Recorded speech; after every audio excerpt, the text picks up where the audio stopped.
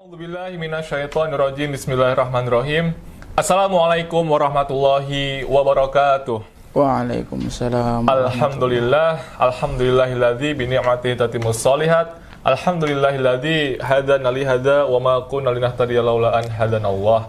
Asyhadu an la ilaha illallah wa asyhadu anna Muhammadan abduhu wa rasuluh. Allahumma shalli ala sayyidina Muhammad wa ala ali sayyidina Muhammad. Rabbi shrahli sadri wa yassirli amri wahlul 'uqdatam min lisani yafqahu qawli. Rabbana anzilna munzalan mubarakan wa anta khairul munzilin. Shadaqallahul adzim. Alhamdulillahirabbil alamin. Jamaah Prau TV dimanapun Anda berada, kembali lagi di hari ini Selasa.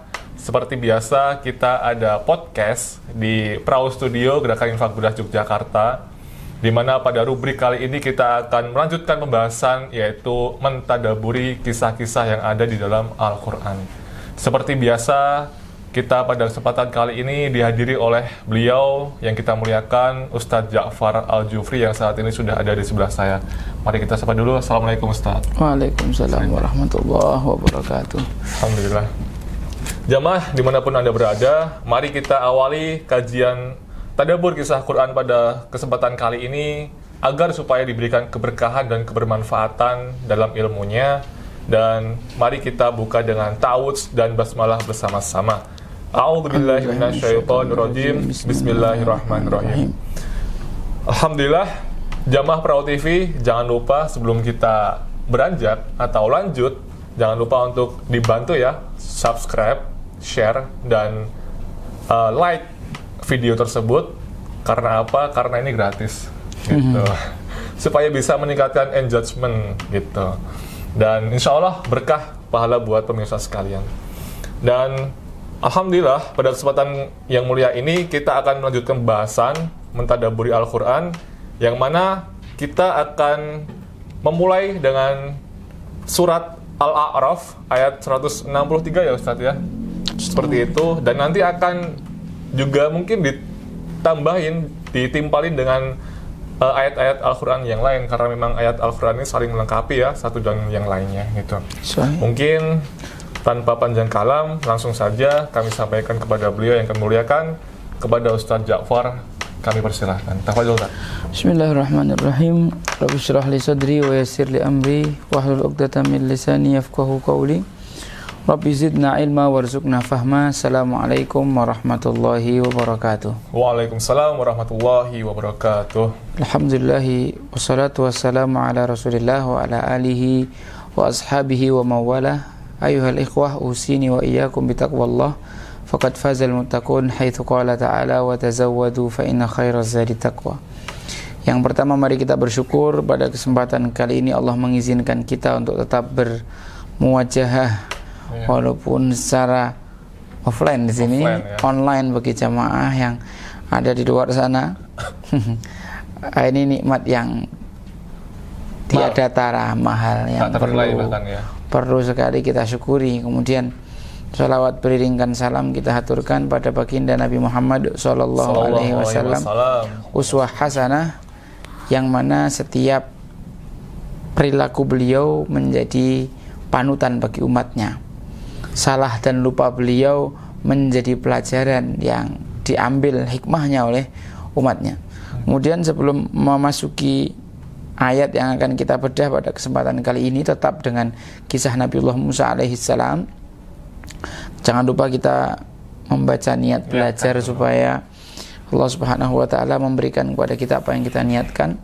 Nawaitu ta'alluma wa ta'lima wa tadhakkura wa tadhkira wal naf'a wal intifa' wal ifadata wal istifadah wal hatha ala tamassuki bi kitabillah wa sunnati rasulillah wal jihad wad da'wata wa nasrad dinil islam ibtigha'a wajhillah. Teman-teman sekalian, sahabat fillah yang dirahmati Allah subhanahu wa ta'ala dimanapun antum semua berada, kemarin kita sudah membahas tentang tenggelamnya Fir'aun, dan Allah tidak mengampuninya, dan pertaubatan ketika nyawa di tenggorokan itu tidak ada gunanya, tidak diterima. Lalu Allah menyelamatkan jasadnya sebagai pelajaran.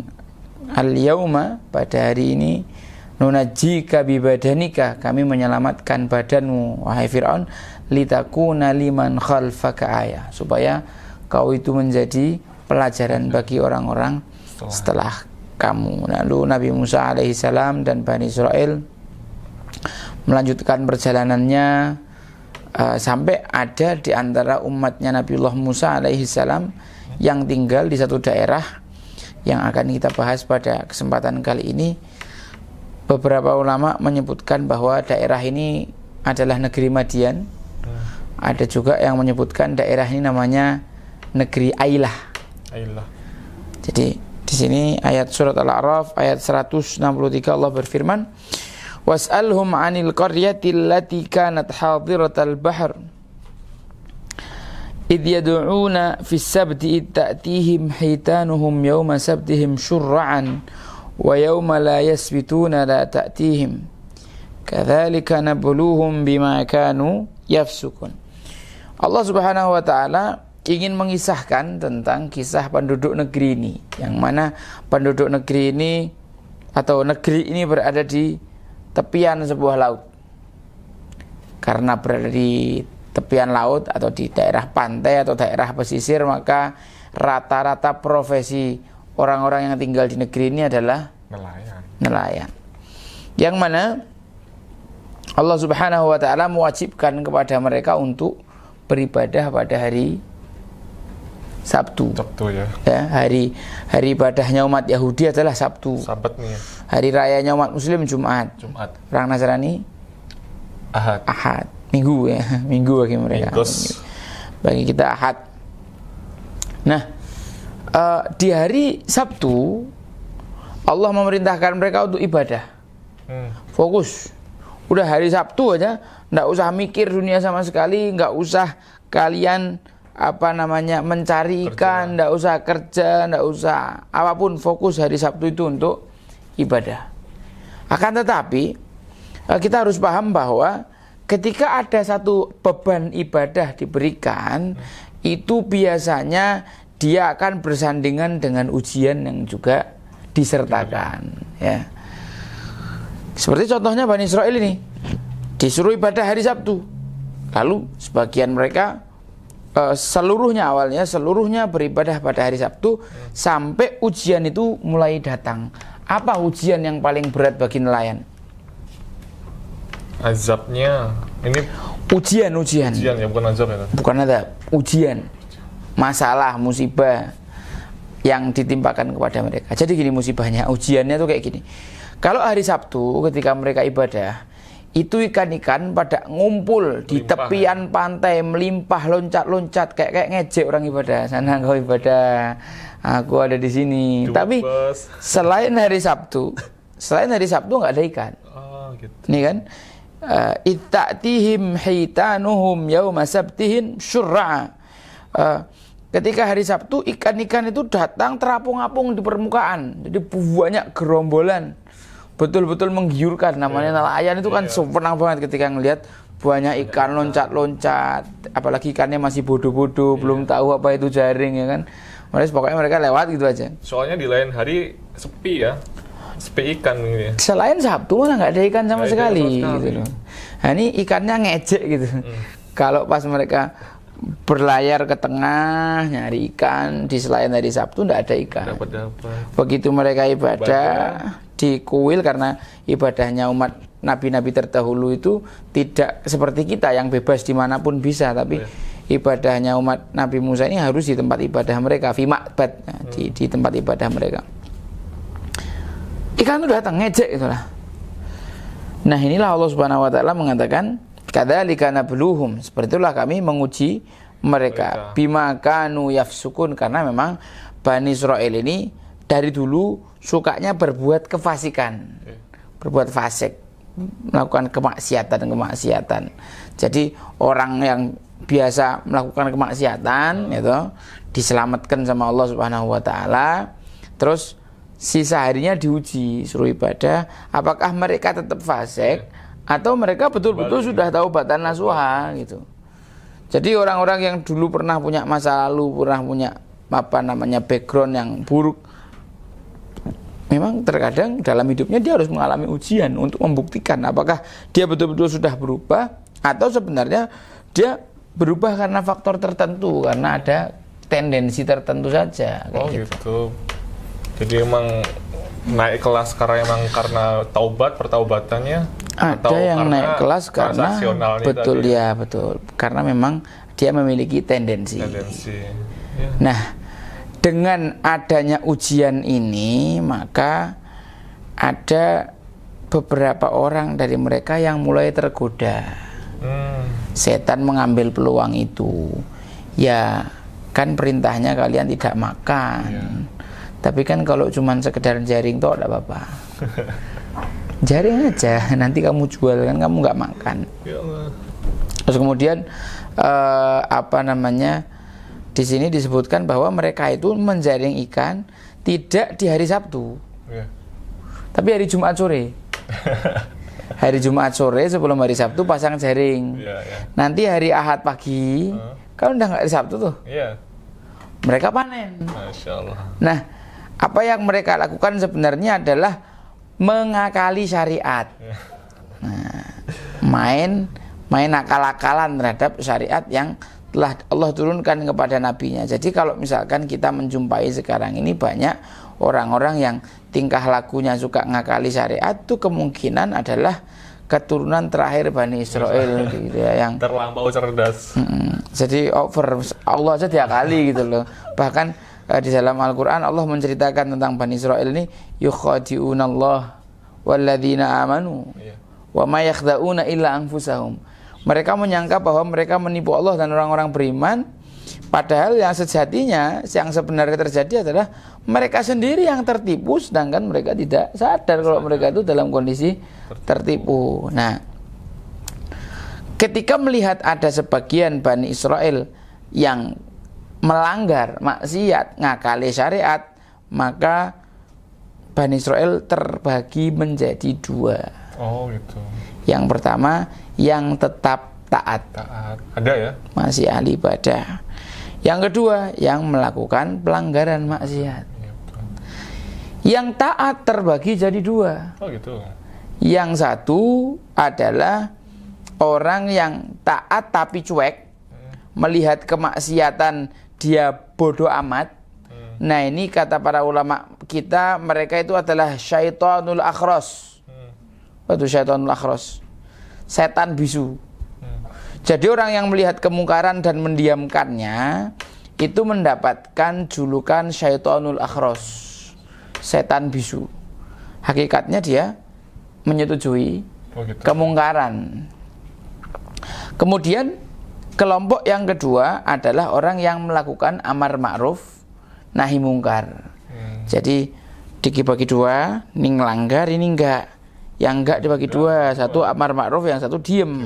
Nah, ketika yang diem ini melihat sebagian dari kalangan Bani Israil ada yang amar ma'ruf, mengingatkan ya, mengingatkan dengan kalimat-kalimat yang lembut, mereka di sini di dalam ayat 164 Allah Subhanahu wa taala menerangkan, wa idz qalat ummatum minhum, ketika berkata satu kelompok di antara Bani Israel, yaitu siapa?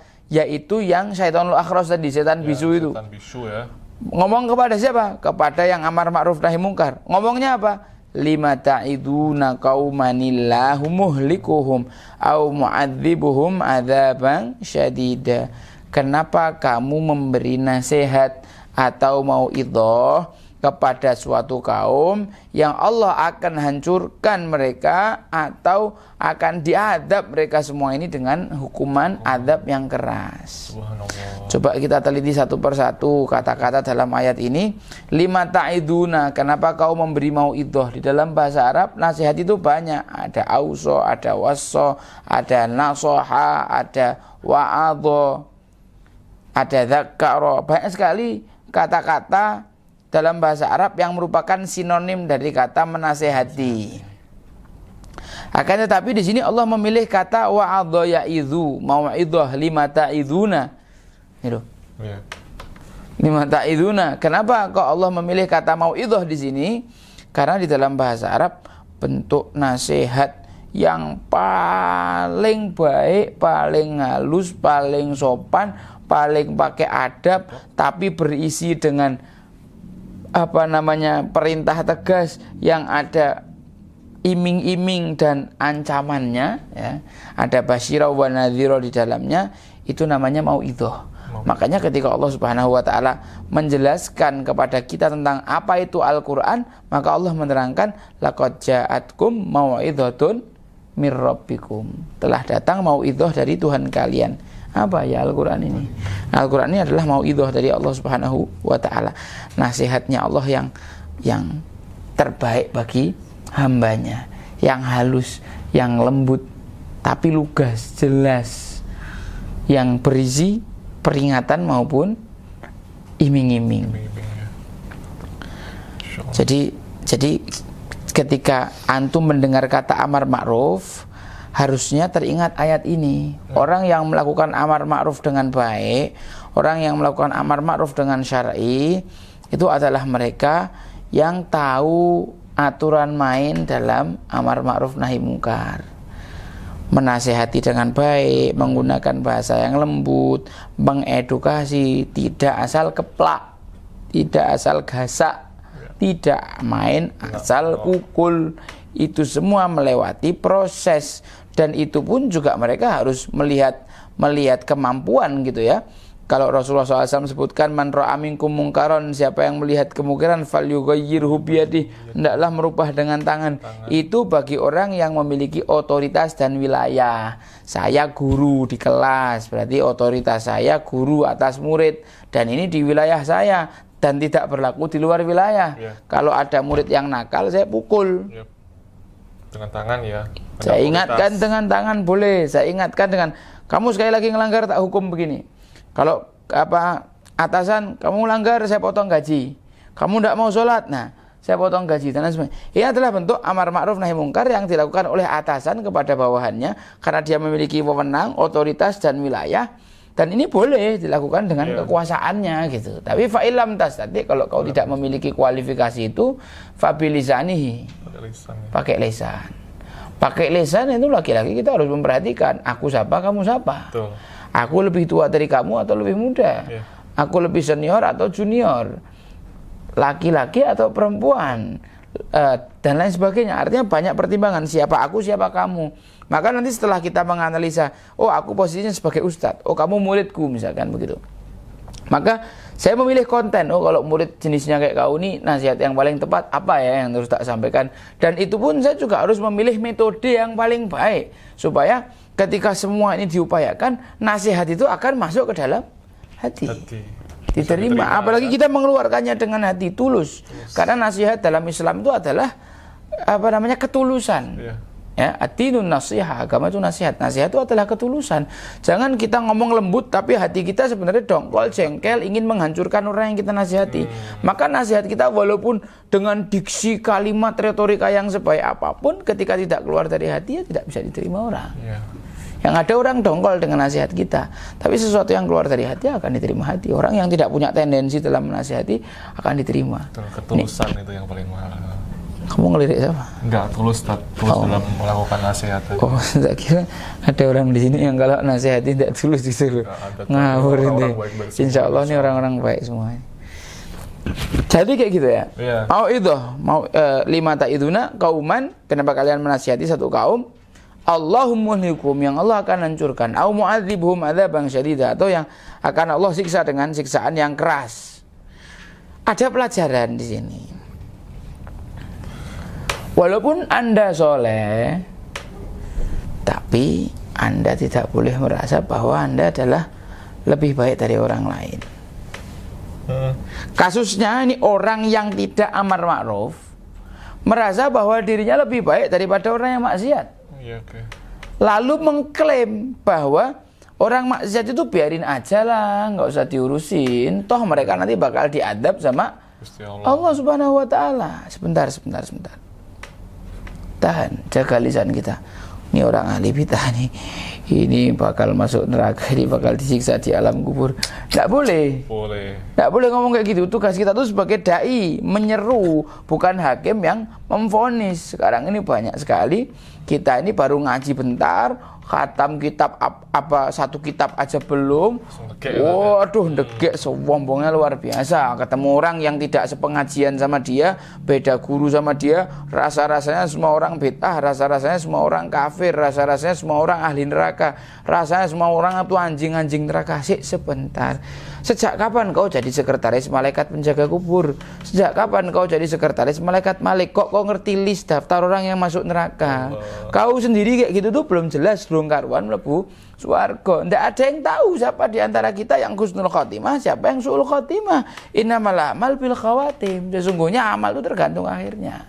Maka kita lihat dalam sebuah kisah, ada seorang ahli ibadah dari kalangan Bani Israel yang didatangi seseorang ketika minta nasihat dan lain sebagainya.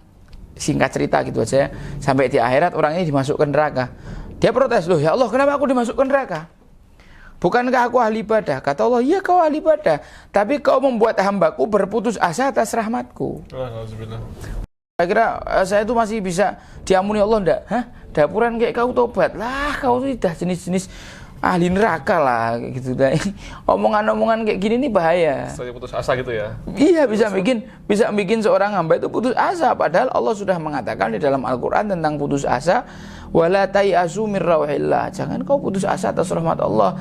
Innahu la yayasu mir rauhillah illal qaumul kafirun. Yang putus asa terhadap rahmat Allah itu cuma orang kafir.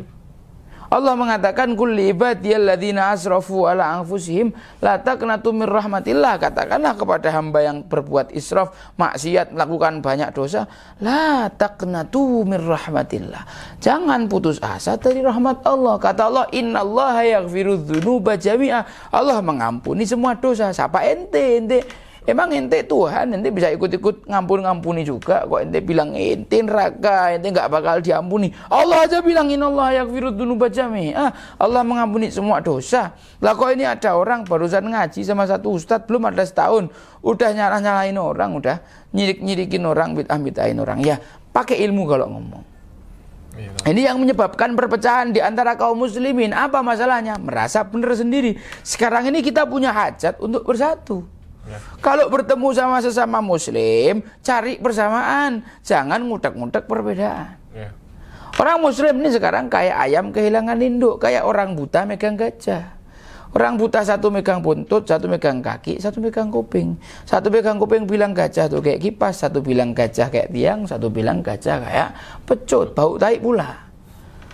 Satu orang bilang, ndak, ente keliru, gajah itu kayak kipas, hakul yakin, ana yang megang gajah, ana yang paling ngerti tentang gajah. Gajah itu kayak kipas, ente berdua sesat semuanya, masuk neraka, tidak ngerti gajah itu apa. Nah kan kita yang ngerti gajah nonton nih. Wah, dah apa kayak? Dah buta, sok tahu pula ya kan. Nah itulah. Jadi kasusnya itu kaum muslimin banyak yang merasa benar sendiri, merasa paling tahu sendiri terhadap Islam ini tidak boleh namanya. Ya oke lah, kita betul-betul mempelajari Islam sampai mendalam, dan memang anggaplah secara zahir kita memang betul-betul tahu. Tapi itu tidak membuat kita merasa yang paling tahu, yang paling benar sendiri, seakan-akan kita manusia suci yang tidak ada salah. Tolong jangan kayak gini. Hajat kita untuk bersatu itu lebih besar. Kaum muslimin itu tidak bisa kalau pecah-pecah. Kalau pecah-pecah, aduh ya Allah, kita tuh jadi bancaan. Terjadi bancaan. Kaum muslimin sekarang itu hajatnya adalah untuk mencari persamaan di antara sesama mereka. Udah bosan kita berpecah-pecah, lelah kita berpisah, udah saatnya kita beruhuwah, kan kayak gitu lah. Kita tidak boleh sok tahu, kita tidak boleh merasa bersih, kita tidak boleh merasa lebih baik, kita tidak boleh merasa sebagai kita yang penduduk surga, kalian yang ahli neraka. Kita tidak boleh mengklaim bahwa kalian itu pasti akan dihancurkan, kalian pasti akan diadab sama Allah Subhanahu wa Ta'ala. Perasaan-perasaan seperti ini ayo kita buang dari dalam hati kita, jangan sampai kita jadi kayak Bani Israel. Taat tapi dia melihat maksiat. Taat tapi dia melihat maksiat, tapi di belakang merasa suci. Tapi di belakang malah ini ngompor-ngompor ya, Tat. Ngompor-ngompor biar orang itu dihancurkan. Ya Allah. Kita harus sayang sama saudara kita. Amar ma'ruf itu seperti kapal. Rasulullah menggambarkan itu seperti kapal yang di atas ada orang baik, di bawah ada orang buruk. Orang buruk ini pingin minum. Caranya apa? Mau lubangi kapal. Seandainya yang di atas membiarkan, maka kapal itu akan tenggelam, baik yang soleh maupun tidak akan tenggelam. Tapi kalau yang di atas itu melakukan pencegahan, jangan. Kalian kok mau minum, sini tak kasih. Walhasil apa? Semua mereka, baik yang soleh maupun yang fasik, akan selamat. Ini penting sekali. Kita sebagai dai bukan qadhi. Kita itu menyeru, bukan memvonis. Kita itu merangkul, bukan memukul. Ya. Mantap. Nah, teman-teman sekalian dirahmati Allah Subhanahu wa taala. Ketika ditanya dengan pertanyaan tadi, kenapa kau menasihati orang yang akan Allah hancurkan? Maka orang yang melakukan amar ma'ruf nahi mungkar menyebutkan alasannya. Dan alasannya ini adalah kata kunci. Kata kunci dakwah yang benar. Ini adalah niat terbaik dalam dakwah yang Allah Subhanahu wa taala abadikan di dalam ayat ini 164. Apa alasannya mereka mendakwai orang-orang yang bermaksiat? Ma'dziratan ila rabbikum wa la'allahum yattaqun. Ma'dziratan ila rabbikum ini sebagai alasan, sebagai hujah saya nanti ketika berhadapan dengan Allah Subhanahu wa taala di hari kiamat, di hari di mana saya akan berhadapan dengan Rabbul Alamin, karena nanti saya akan ditanya, "Heh, Git, Anggit, dulu kau lihat maksiat, kamu cegah atau enggak?" Jadi kamu mencegah kemungkaran itu tujuan utamanya supaya bisa jawab pertanyaan itu. Bukan dibilang sok keren, bukan karena yang lain-lain. Niat utamanya ini, ma'dziratan ila rabbikum.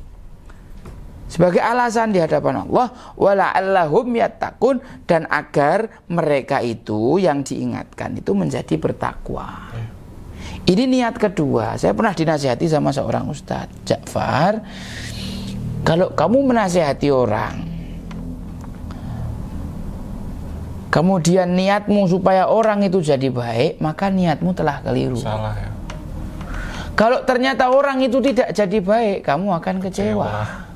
Mungkin kamu akan berhenti amar ma'ruf nahi mungkar, kamu akan berhenti menasihati orang. Mungkin kamu akan berhenti berdakwah. Ini fatal ini, fayah ini. Ya. Jadi nasihat amar ma'ruf, dakwah yang kita berikan, niat utamanya itu adalah supaya Allah, kita bisa menjawab pertanyaan Allah. Kita bisa menjawab, memberi alasan ketika ditanya sama Allah Subhanahu wa taala nanti di hari kiamat. Jangan sampai kebalik niatnya. Sedangkan orang jadi baik itu la'allahum yattaqun. La'alla saja dalam bahasa Arab, la'alla nih. La'alla itu adalah harfut taraji. Artinya apa? Satu kata yang menunjukkan makna harapan. Ya aku berharap kau baik. Namanya juga ngarep. Dapat alhamdulillah, enggak ya sudah. Kan cuman ngarep. Iya. Ya, jadi enggak perlu kita memaksakan bahwa kalau aku nasihati orangnya itu harus berubah. Ini keliru. Sudah bukan ranah kita lah ya. Itu sudah bukan ranah kita. Allah Subhanahu wa taala yang menguasai hati. Hidayah itu ada dua, hidayatul bayan, hidayatul taufik. Tugas kita menyampaikan hidayatul bayan, hidayatul taufik, merubah hati, merubah amal dan lain sebagainya sampai ilmu itu berubah menjadi sebuah amal, mengamalkan ilmu. Itu ada hidayatul taufik. Hidayatul taufik itu adalah antara dia dengan Allah, antara orang yang kita nasihati dengan Allah. Kalau orang yang kita nasihati membuka hati, ikhlas, kemudian memang betul-betul menginginkan perubahan, maka Allah akan kasih hidayatul taufik. Akan tetapi Rasulullah SAW, Nabi terbaik, ngomong kepada siapa? Abu Jahal. Apakah Rasulullah kurang ilmu? Apakah Rasulullah kurang soleh? Apakah caranya kurang baik? Apakah Rasulullah nggak ngerti fikih dakwah? Ngerti. Apakah Rasulullah SAW sebagai dai tidak becus? Bukan. Karena memang mad'unya Abu Jahal inilah yang menutup hatinya untuk menerima hidayah. Maka ada satu kaidah penting dalam dakwah. Kalau kita ingin ilmu itu bermanfaat, barokah, maka si penyampai materi haruslah ikhlas, yang mendengarkan materi juga harus ikhlas. Kalau pematerinya ikhlas, pendengarnya enggak sampai. Pendengarnya ikhlas, pematerinya enggak ikhlas, enggak sampai juga. Kamu juga ya. Ya. Jadi kayak gitu. Niat utama dalam berdakwah, catat baik-baik. Satu, sebagai excuse, alasan nanti di hadapan Allah Subhanahu wa taala ketika kita ditanya di hari kiamat. Yang kedua, sebagai atau harapan. Kita berharap supaya orang yang kita nasihati itu jadi baik. Ini nomor 2. Yang tadi nomor 1. Jangan dibalik. Dibalik akibatnya fatal, kecewa. Ya kan? Kecewa. Nah, kemudian ini ayat yang berikutnya, falamma nasu ma dzukiru bihi, ketika mereka melupakan apa yang sudah kita ingatkan kepada mereka, anjainal ladzina yanhauna 'anis su wa akhadnal ladzina zalamu bi'adzabin ba'isin bima kanu yafsukun. Dari 3 golongan tadi, maksiat, amar ma'ruf dan syaitonul akhras, hanya 1 golongan yang diselamatkan. Siapa? Anjainal ladzina yanhauna 'anis su. Orang yang diselamatkan dari adab adalah orang yang melakukan nahi mungkar. Sedangkan syaitanul akhras, walaupun mereka soleh, setan bisu walaupun mereka soleh, tapi mendiamkan kemungkaran padahal mereka seharusnya mampu, maka ini kelompok akan diberikan adab oleh Allah Subhanahu wa taala sama saja dengan orang-orang yang tadi maksiat. Walaupun nanti di hari kiamat mereka dibangkitkan dalam kondisi berbeda. Yang maksiat ya dihukum atas kemaksiatannya, yang soleh mendapatkan pahala atas kesolehannya, tapi dihukum karena dia tidak mau amar ma'ruf nahi mungkar. Karena ini bagian yang beda. Kesolehan itu urusan tersendiri, ilmu itu urusan tersendiri, amar ma'ruf nahi mungkar juga urusan tersendiri. Jangan, wala anak kan belum soleh Ustaz, nanti anak kalau nasihati orang kayak gini gimana nih? Ini orang ada majelis malam ini, kan anak juga biasanya juga kayak gitu juga Ustaz. Nih gimana cara nasihati orang kayak gini nih? Jotosi apa gimana Ustaz? Nah, enggak boleh kayak gitu. Kita soleh itu urusan kita. Itu satu hal sendiri. Amar ma'ruf nahi mungkar itu juga satu hal tersendiri. Itu perintah yang lain. Jangan kita tidak mengerjakan perintah ini dengan beralasan kita belum mengerjakan perintah yang ini dikerjakan.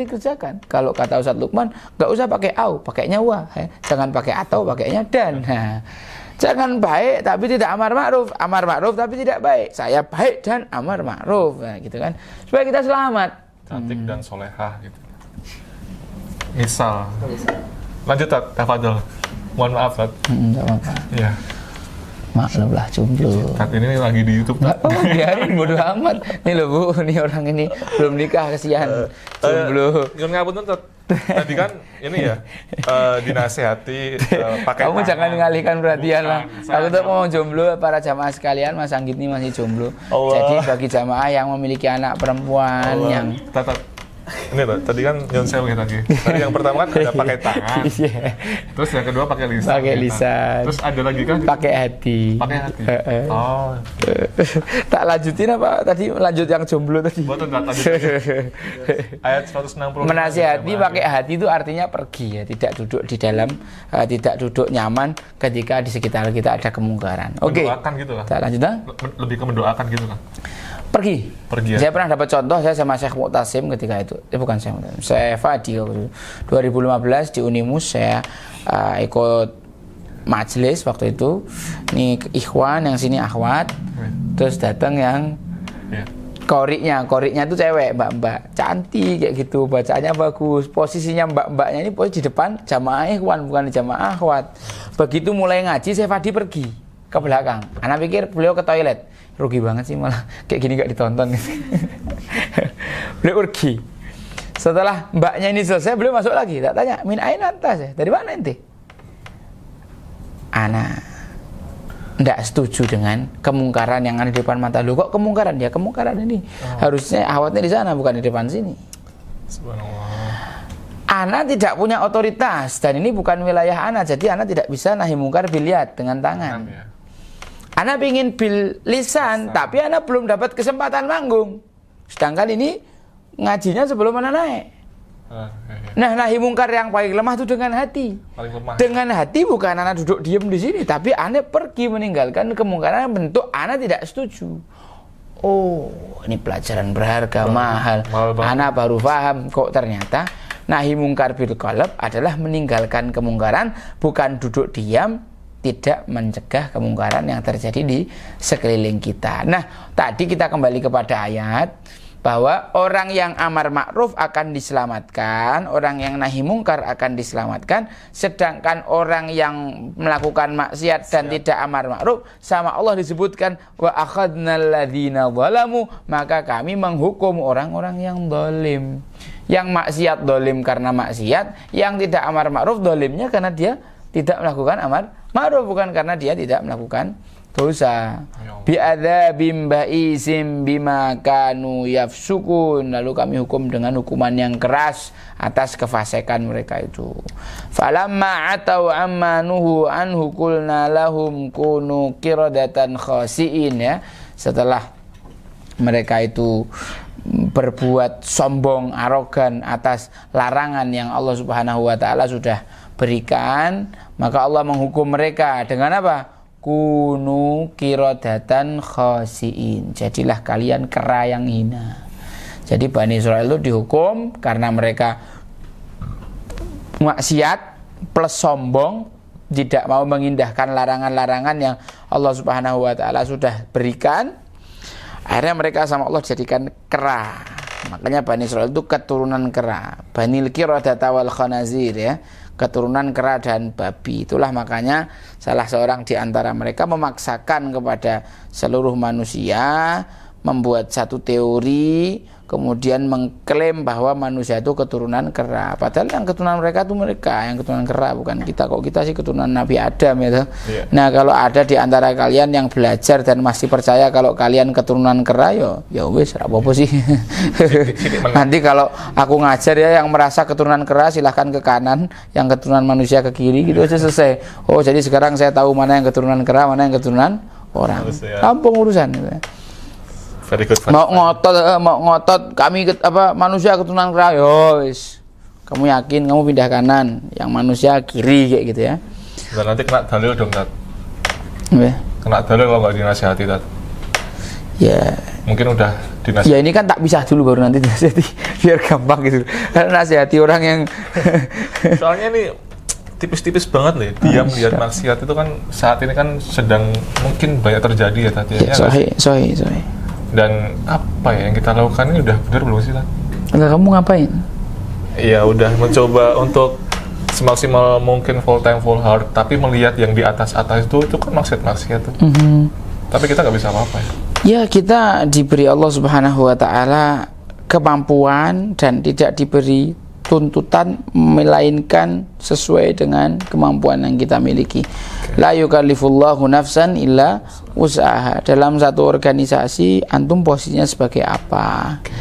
Ketika antum melihat kemungkaran, ya rubahlah semampu antum. Tadi kan Allah udah ngasih tahu idealnya pakai tangan. Kalau ente punya status, ente jomblo, ya sudah, rubah dengan lesan. Lesan nggak mampu juga, ya sudah, dengan hati, gitu loh.